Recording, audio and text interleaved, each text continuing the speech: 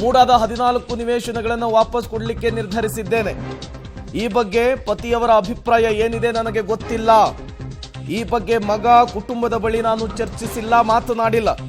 ಇದು ಆತ್ಮಸಾಕ್ಷಿಯ ಕರೆಗೆ ಹೋಗೊಟ್ಟು ಪ್ರಜ್ಞಾಪೂರ್ವಕವಾಗಿ ಕೈಗೊಂಡಿರುವಂತಹ ತೀರ್ಮಾನವಾಗಿದೆ. ನನ್ನ ಪತಿಯ ಗೌರವ, ಘನತೆ, ಮರ್ಯಾದೆ, ನೆಮ್ಮದಿಗಿಂತ ಯಾವುದೂ ದೊಡ್ಡದಲ್ಲ. ಮೂಡಾ ಸೈಟ್ ಹಂಚಿಕೆ ರಾಜಕೀಯ ದುರುದ್ದೇಶದಿಂದ ಮಾಡಲಾಗಿದೆ. ಮೂಡಾ ಸೈಟ್ ವಾಪಸ್ ಜೊತೆಗೆ ಎಲ್ಲ ಆರೋಪಿಗಳ ಸಮಗ್ರ ಇನ್ವೆಸ್ಟಿಗೇಷನ್ಗೆ ಆಗ್ರಹಿಸುತ್ತೇನೆ. ಮೂಡಾ ಸೈಟ್ ಸಂಬಂಧ ಸಿಎಂ ಪತ್ನಿ ಪಾರ್ವತಿಯವರ ಮೊದಲ ರಿಯಾಕ್ಷನ್. ಮೈಸೂರು ನಗರಾಭಿವೃದ್ಧಿ ಪ್ರಾಧಿಕಾರದ ಆಯುಕ್ತರಿಗೆ ಬರೆದಂತಹ ಪತ್ರದಲ್ಲಿ ಉಲ್ಲೇಖಿಸಿರುವಂತಹ ಅಂಶ. ಈ ಪತ್ರ, ಅವರ ಈ ಫಸ್ಟ್ ರಿಯಾಕ್ಷನ್ ಈ ಪ್ರಕರಣಕ್ಕೆ ಅತಿ ದೊಡ್ಡ ಟ್ವಿಸ್ಟ್, ಸ್ಫೋಟಕ ಟ್ವಿಸ್ಟ್ ಅನ್ನು ಕೊಟ್ಟಿರುವಂತಹದ್ದು.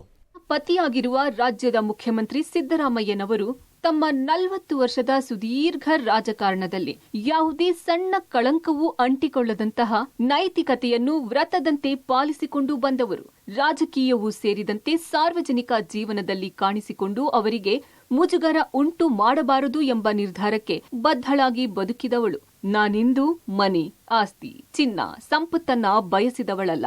ಯಾವುದೇ ಕಾರಣಕ್ಕೂ ನನ್ನಿಂದ ಅವರ ರಾಜಕೀಯ ಜೀವನಕ್ಕೆ ಒಂದು ಸಣ್ಣ ಹನಿಯಷ್ಟು ಕಳಂಕ ತಟ್ಟಬಾರದು ಎಂದು ಎಚ್ಚರಿಕೆಯಿಂದ ನಡೆದುಕೊಂಡವಳು. ನನ್ನ ಪತಿಗೆ ರಾಜ್ಯದ ಜನತೆ ಹರಿಸುತ್ತಾ ಬಂದ ಪ್ರೀತಿ, ಅಭಿಮಾನಗಳನ್ನ ದೂರದಿಂದಲೇ ಕಂಡು ಸಂತೋಷ ಮತ್ತು ಹೆಮ್ಮೆ ಪಟ್ಟವಳು. ಹೀಗಿದ್ದರೂ ಮೈಸೂರಿನ ಮುಡಾ ನಿವೇಶನಕ್ಕೆ ಸಂಬಂಧಿಸಿದಂತೆ ಕೇಳಿಬಂದ ಆರೋಪಗಳಿಂದ ನಾನು ಘಾಸಿಗೊಂಡಿದ್ದೇನೆ.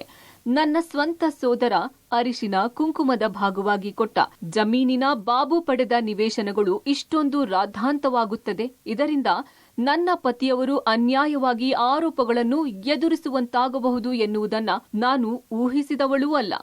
ನನಗೆ ಈ ನಿವೇಶನ, ಮನೆ, ಆಸ್ತಿ, ಸಂಪತ್ತು ಯಾವುದೂ ಕೂಡ ನನ್ನ ಪತಿಯ ಗೌರವ, ಘನತೆ, ಮರ್ಯಾದೆ ಮತ್ತು ಅವರ ನೆಮ್ಮದಿಗಿಂತ ದೊಡ್ಡದಲ್ಲ. ಇಷ್ಟು ವರ್ಷಗಳ ಕಾಲ ಅಧಿಕಾರದಲ್ಲಿದ್ದ ಅವರಿಂದ ಏನನ್ನು ನನಗಾಗಲಿ ನನ್ನ ಕುಟುಂಬಕ್ಕಾಗಲಿ ಬಯಸದೇ ಇದ್ದ ನನಗೆ ಈ ನಿವೇಶನಗಳು ತೃಣಕ್ಕೆ ಸಮ. ಈ ಹಿನ್ನೆಲೆಯಲ್ಲಿ ವಿವಾದಕ್ಕೆ ಕಾರಣವಾಗಿರುವ ಮುಡಾದ 14 ನಿವೇಶನಗಳನ್ನು ವಾಪಸ್ ಮಾಡಲು ನಿರ್ಧರಿಸಿದ್ದೇನೆ. ಈ ಬಗ್ಗೆ ನನ್ನ ಪತಿಯವರ ಅಭಿಪ್ರಾಯ ಏನಿದೆ ಎನ್ನುವುದು ನನಗೆ ಗೊತ್ತಿಲ್ಲ. ನನ್ನ ಮಗನ ಬಳಿಯಾಗಲಿ ನನ್ನ ಕುಟುಂಬದ ಇತರ ಸದಸ್ಯರ ಬಳಿಯಾಗಲಿ ಇದರ ಬಗ್ಗೆ ನಾನು ಚರ್ಚಿಸಿಲ್ಲ. ಇದು ನಾನು ನನ್ನ ಆತ್ಮಸಾಕ್ಷಿಯ ಕರೆಗೆ ಹೋಗೊಟ್ಟು ಪ್ರಜ್ಞಾಪೂರ್ವಕವಾಗಿ ಕೈಗೊಂಡಿರುವ ತೀರ್ಮಾನ. ಈ ಹಂತದಲ್ಲಿ ಇಂತಹ ನಿರ್ಧಾರಕ್ಕೆ ಏಕೆ ಬಂದಿರಿ ಎಂದು ಯಾರಾದರೂ ಕೇಳಬಹುದು.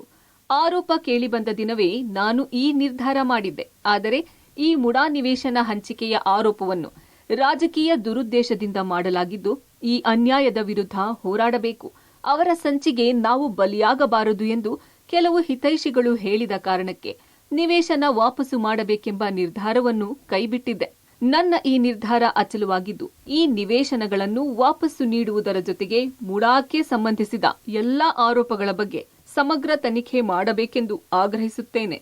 ಕೊನೆಯದಾಗಿ ಎಲ್ಲಾ ರಾಜಕೀಯ ಪಕ್ಷದ ನಾಯಕರು ಮತ್ತು ಮಾಧ್ಯಮ ಕ್ಷೇತ್ರದ ಬಂಧುಗಳಲ್ಲಿ ನನ್ನ ವಿನಮ್ರ ವಿನಂತಿ, ದಯವಿಟ್ಟು ರಾಜಕೀಯ ಕ್ಷೇತ್ರದಿಂದ ದೂರವಿದ್ದು ತಮ್ಮ ಪಾಡಿಗೆ ತಾವಿರುವ ರಾಜಕೀಯ ಕುಟುಂಬದ ಹೆಣ್ಣು ಮಕ್ಕಳನ್ನ ರಾಜಕೀಯ ದ್ವೇಷ ಸಾಧನೆಗಾಗಿ ವಿವಾದದ ಕಣಕ್ಕೆ ಎಳೆದು ತಂದು ಅವರ ಘನತೆ, ಗೌರವಗಳಿಗೆ ಹಾನಿ ಮಾಡಬೇಡಿ. ಶ್ರೀಮತಿ ಪಾರ್ವತಿ ಸಿದ್ದರಾಮಯ್ಯ.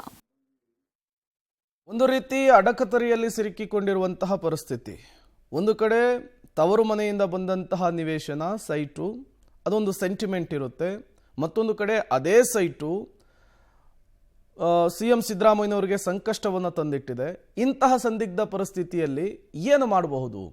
ಅವರ ಮುಂದಿರುವಂತಹ ಆಯ್ಕೆ ಒಂದೇ, ಆ 14 ಸೈಟುಗಳನ್ನು ಕೂಡ ವಾಪಸ್ ಕೊಟ್ಬಿಡೋಣ, ಬಂದಿರುವ ಸಂಕಷ್ಟದಿಂದ ಪಾರಾಗ್ಬಿಡೋಣ ಅನ್ನುವಂತಹ ನಿರ್ಧಾರಕ್ಕೆ ಈಗ ಪಾರ್ವತಿಯವರು ಬಂದಂತೆ ಕಾಣಿಸ್ತಾ ಇದೆ. ಸಿಎಂ ಸಿದ್ದರಾಮಯ್ಯನವರ ಧರ್ಮಪತ್ನಿ ಬಂದಂತೆ ಕಾಣಿಸ್ತಾ ಇದೆ. ಹಾಗಾಗಿಯೇ ಅವರು ಭಾವನಾತ್ಮಕ ಪತ್ರವೊಂದನ್ನು ಬರೆದಿದ್ದಾರೆ. ಹಾಗಾಗಿಯೇ ಈ ವಿಚಾರದಲ್ಲಿ ಮೊದಲ ರಿಯಾಕ್ಟ್ ಮಾಡಿದ್ದಾರೆ. ಹಾಗಾಗಿಯೇ 14 ಸೈಟುಗಳನ್ನು ಹಿಂತಿರುಗಿಸೋದಾಗಿ ಹೇಳಿರುವಂಥದ್ದು.